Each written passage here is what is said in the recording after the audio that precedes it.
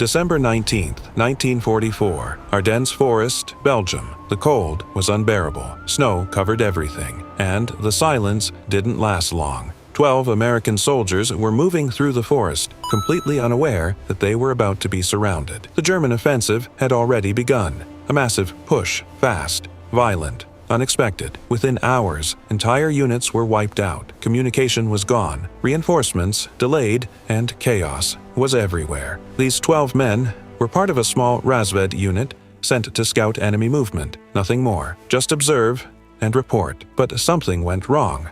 Very wrong. As they moved deeper into the forest, they started to notice signs. Tracks in the snow, fresh ones, too many. One of them stopped, looked around, and whispered, "We're not alone." Moments later, they heard it. Voices, German voices. Close, too close. They dropped to the ground, weapons ready, hearts racing. But it was already too late. From every direction, shadows began to appear between the trees, dozens of them, moving fast, coordinated. Within seconds, they were surrounded. Not by 20, not by 50, but by more than 150 enemy soldiers. 12 against an entire force. No backup, no escape, no chance. One of the soldiers looked at his squad leader, waiting for orders. But even he had no idea what to do, because this wasn't a fight. They were supposed to survive. The Germans began closing in, slowly, confident. They knew this would be over quickly. The Americans took cover behind broken trees, frozen ground, anything they could find. One of them checked his ammo. Not enough, not even close. Another whispered, "We're not getting out of this," and for a moment, no one disagreed. The wind howled through the forest, snow falling harder, visibility dropping. It felt like the world itself was closing in on them. Then, something unexpected happened. One of the soldiers, barely 22 years old, looked up, calm, focused. This wasn't his first time under pressure. Before the war, he wasn't a soldier. He was something else, something unusual.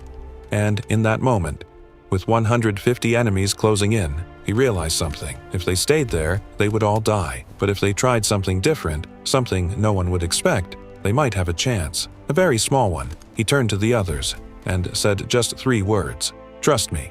Now." Silence. The kind of silence that comes right before everything changes. No one moved. For a second, it sounded insane. 150 enemy soldiers closing in from every side, and a 22-year-old with a plan, but they had nothing else. No escape, no reinforcements, no options. The squad leader looked at him, hesitated, then nodded. "Do it." The young soldier slowly reached into his pack, pulled something out, a grenade, then another and another. He held them, weighed them in his hands, as if this wasn't his first time, because it wasn't. Before the war, he had spent years throwing baseball. Pitch after pitch, day after day. Distance, precision, timing, it was all the same. He looked at the others. "Spread out. Stay low. If they see us grouped, we're done." The soldiers nodded, moving carefully, quietly. The Germans kept advancing. Closer now. 40 meters, voices getting louder, boots crushing the snow. They were confident, relaxed. To them, this was already over, but they had no idea what was about to happen. The young soldier took a deep breath, pulled the pin, counted 1, 2, and threw. The grenade flew through the air, cutting across the falling snow, perfectly aimed. It landed right in the middle of a German squad. Explosion, screams, confusion. Everything stopped. The Germans froze. They didn't expect resistance, not like this. Before they could react, another grenade, thrown from a different angle, another explosion. Now panic started to spread. Where are they? They're everywhere. But they weren't. It was just 12 men, using the forest, using the snow, using fear, and one soldier with perfect aim. He moved quickly, never staying in one place. Throw, move, hide, repeat. Every throw, calculated, precise, like he had done it 1,000 times before. The Germans tried to regroup, but the attacks kept coming, from different directions, different distances. It felt like they were surrounded, but they weren't. They were being controlled. The squad leader watched in disbelief. This is working, but it wasn't enough, because the Germans were adapting. Fast, they began spreading out, taking cover, returning fire, bullets tearing through trees, snow exploding into the air. One of the Americans went down. Hit. Another barely dodged a burst of fire. The situation was changing, fast. The element of surprise was fading, and soon it would be gone. The young soldier looked around, breathing heavy now, ammo running low, time running out. If they didn't do something, right now, this would end exactly how it was supposed to, with all of them dead. Then he saw something. Through the trees, a cluster of German soldiers, grouped together, commanding, coordinating, leaders. And in that moment, he knew, if they could break them, even for a second, everything could change. He reached for his last grenades, looked at the squad leader. This is it. No second chances. No backup plan. Just one final move. The forest had gone quiet for just a moment. Smoke filled the air. Snow mixed with ash. The young soldier tightened his grip. 2 grenades left. That was it. He looked at the group ahead, German officers, giving orders, trying to regain control. If they stayed organized, it was over. But if they broke, even for a second, everything could change. He pulled the first pin, took a breath, and stepped out of cover. Gunfire erupted instantly, bullets tearing past him, hitting trees, cutting through the air, but he didn't stop. He moved forward, just enough, and through. The grenade flew higher this time, further, right into the center of the command group. Explosion. Everything changed. The officers were gone. The structure collapsed. Shouting turned into confusion.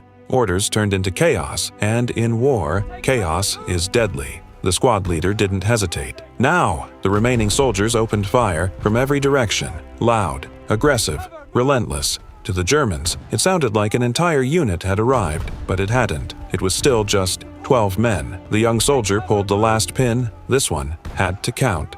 He waited. Watched the movement, calculated, then threw. Perfect. The explosion echoed through the forest, and then something unexpected happened. The Germans started to fall back, at first slowly, then faster, and then they were retreating. 150 soldiers, falling back from just 12. The forest grew silent again. No more gunfire, no more shouting, just the wind, and the sound of 12 men, still alive. No one spoke. They just looked at each other, trying to understand what had just happened. One of them laughed, quietly, in disbelief. Another dropped to his knees. They weren't supposed to survive. Not this, not like this. The squad leader walked up to the young soldier, still breathing hard, hands shaking slightly. "You just saved all of us." The soldier said nothing. He just looked out into the empty forest, because he knew something. They all did. This wasn't luck. It was timing, skill, and one decision at the exact right moment. Days later, reports would describe the event as unexpected resistance. No one believed what really happened. How could they? 150 soldiers stopped by just 12, and one of them was never supposed to be there. But sometimes, history isn't written by numbers. It's written by moments.